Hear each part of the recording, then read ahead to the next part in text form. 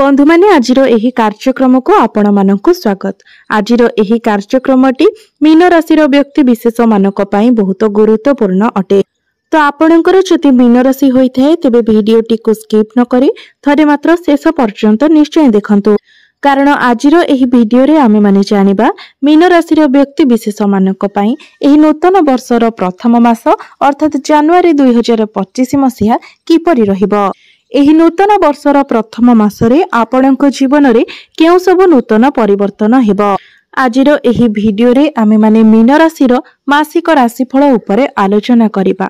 Mean राशिर व्यक्ति विशेष मानकर स्वास्थ्य, शिक्षा, प्रेम जीवन, वैवाहिक जीवन, भाग्य, क्यारियर एवं व्यापार वाणिज्यर स्थिति किपरि रहिबो से विषय रे विस्तार रूप रे आलोचना करिबा।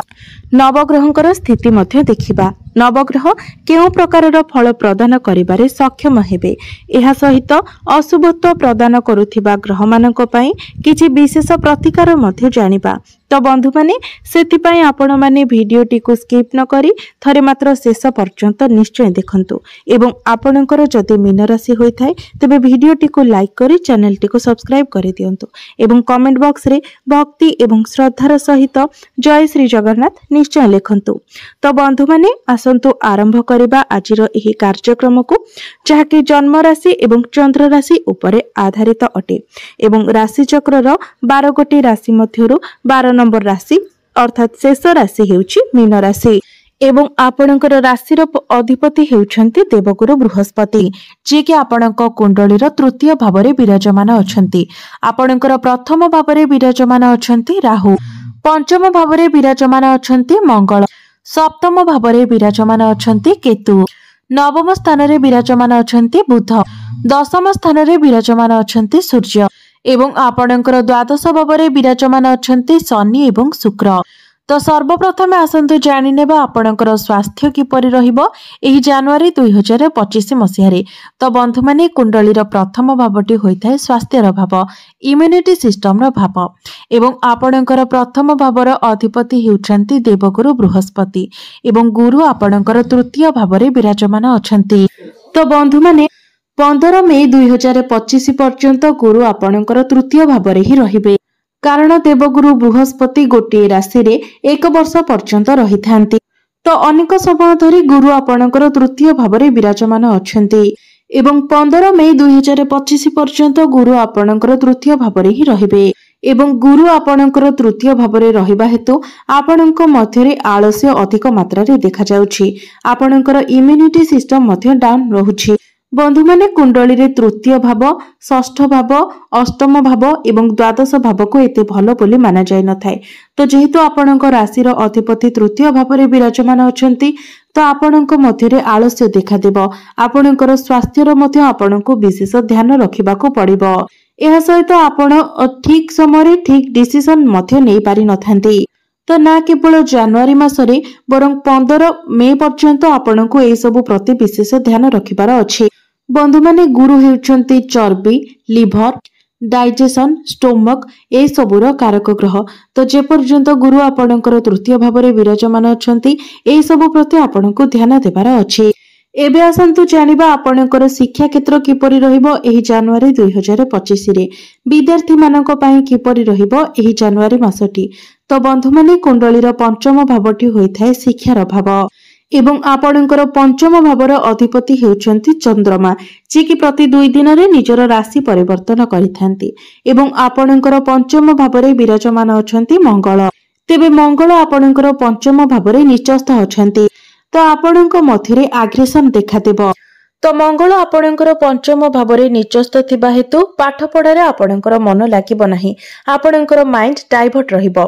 पाठ पढा को छाडी आपणकर मन अन्य दिगरे लागिबो। तो आपण माने मने रखंतु जे आपणको पाठ पढारे फोकस करिबार अछि। तो एमिति रे भी मीन राशि रो व्यक्ति विशेष मानकर जेहेतु आपणक पंचम भावर अधिपति चंद्रमा होइथांती, तो आपणकर मन चल चंचल होइथाय एवं मीन राशि मध्ये जल तत्वर राशि अटे। तो आपणकर मन सर्वदा चल चंचल रहिथाय। तेबे बंधु माने आपणकर पाठ पढ़ा पई आपणको निश्चित भाबरे किछि प्रतिकारर आवश्यकता रहिछि। सेही प्रतिकार को आपण माने निश्चित पालन करिबा उचित।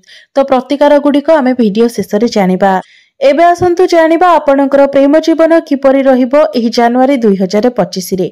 तेबे बंधु माने कुंडलीर पंचम भावटी आपणक शिक्षार भाव हेबा सहित पंचम भावटी मते होइथाय आपणकर प्रेम जीवनर भाव, संतानर भाव एवं आपणकर पंचम भावर अधिपति हेउछन्ति चंद्रमा, जे कि प्रति 2 दिन रे निजर राशि परिवर्तन करिथांती। तो बंधु माने आपणकर प्रेम जीवन तो एही मासरे भल रहिबो, मात्र आपणकर प्रथम भावरे राहु विराजमान अछंती, चंद्रमांक उपरे राहु विराजमान अछंती। एहा सहित आपणकर शनि 7.5 मध्य चालुछि।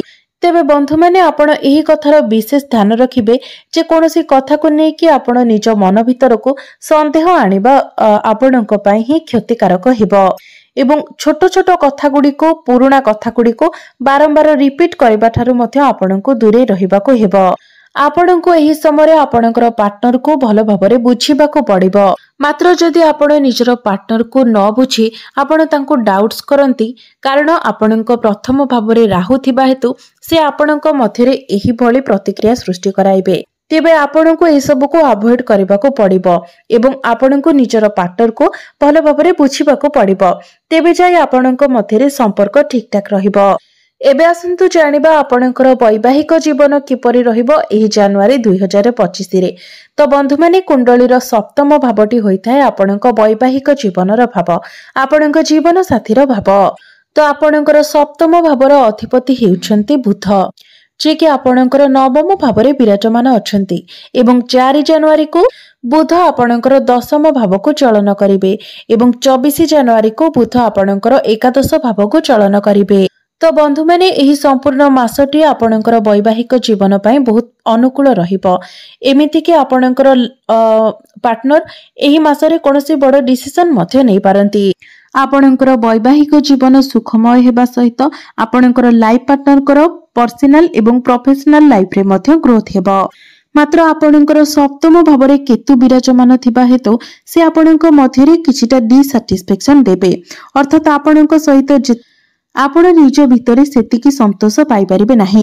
एबे आसंतु जानिबा सबुठारु महत्वपूर्ण विषय वस्तु आपणकर भाग्य, क्यारियर एवं व्यापार वाणिज्यर स्थिति किपरि रहिबो एही जनवरी 2025 रे। तो बंधु माने कुंडलीर नवम भावटी होइथाय भाग्यर भाव। तो आपणकर नवम भावर अधिपति हेउछन्ति मंगल, जे कि आपणकर पंचम भावरे विराजमान अछन्ति एवं 21 जनवरी को मंगल वक्री होई आपणकर चतुर्थ भाव को चलन करिवे। तो बंधु माने भाग्य सह जड़ित आपण जदि कोनोसी भी बड़ कार्य करिबा पई चाहुचंती तो 21-22 जनवरी परे जदि आपण करंती तो आपणको पई ताहा अधिक भल रहइबो। अर्थात मंगल जेतेबेले आपणकर चतुर्थ भावरे थिबे सेतेबेले आपण कोनोसी भी बड़ कार्य करि परिबे, कोनोसी बड़ कार्यर आरंभ करि परिबे, किबा आपणकर जदि कोनोसी मीटिंग किबा डील रहिछि आपण कोनोसी किबा आपण जदि कोनोसी बड़ जिनिसर किना बिका करिबा पई चाहुचंती तो आपण 21-22 जनवरी पर जदि करंती तो आपणको पई समय भल रहिबो, कारण सेतेबेले सूर्य मध्य आपणकर एकादश भाव को चलन करिवे, जाकि आपणको अधिक शुभ फल प्रदान करिवो। एबे आसंतु जानिबा आपणकर क्यारियर, आपणकर कार्यक्षेत्र किपरि रहिबो एही जनवरी 2025 रे। तो बंधु माने कुंडलीर दशम भावटी होइथाय आपणकर क्यारियर भाव, कार्यक्षेत्रर भाव एवं आपणकर दशम भावर अधिपति हेउछन्ति देवगुरु बृहस्पति, जे कि आपणकर तृतीय भावरे विराजमान अछन्ति एवं आपणकर दशम भावरे विराजमान अछन्ति सूर्य, जहा फଳରେ आपणको बड़ बड़ लोक मानकर सपोर्ट मिलिबो, सेमानंक सहित मिसिबार सुजोग आपणको मिलिबो। उच्च स्तरर व्यक्ति विशेष मानक सहित आपणकर संपर्क मध्य भल रहिबो। मात्र गुरु तृतीय भावरे थिबा हेतु आपणको अधिक ट्रावेल मध्य करबाको पड़िबो एवं गुरु जेहेतु आपणकर तृतीय भावरे अछंती तो आपणको उपरे कार्य भार मध्य पड़िबो। कार्य को नेकी आपणको अधिक ट्रावेल करबाको पड़ि पारे। एहा सहित मार्केटिंग रो काम, कम्युनिकेशन रो काम, कंप्यूटर रिलेटेड किछि काम, मैनेजमेंट किंबा बाहर रो अधिक काम कार्य आपण करि पारंती। तो एही मासरे काम कार्य आपणकर ठीक ठाक देखा देउछि। आपणको एही मासरे उच्च स्तरर व्यक्ति विशेष मानक ठारू सपोर्ट मिलिबो। आपण उच्च स्तरर व्यक्ति विशेष मानक सहित मिलामिशा करिवे, कारण सूर्य आपणकर दशम भावरे विराजमान अछंती। एहा परे सूर्य आपणकर एकादश भाव को चलन करिवे। एहा सहित गवर्नमेंट सेक्टर रे मध्य आपणको लाभ मिलिबो, कारण सूर्य आपणकर लाभ स्थान को चलन करिवे। तो सरकारी चाकरी रे मध्य आपणको लाभ प्राप्ति हेबो। एबे आसंतु जानिबा आपणकर व्यापार वाणिज्य किपरि रहिबो एही जनवरी 2025 रे। तो एही मासटी आपणकर व्यापार वाणिज्य को नै सर्वश्रेष्ठ रहिबो, कारण बुधंकर स्थिति बहुत भल रहिछि, सूर्यंकर स्थिति मध्य बहुत भल रहिछि। एहा सहित शनि मध्य आपणक कुंडली रे विपरीत राजयोगर निर्माण करूछंती।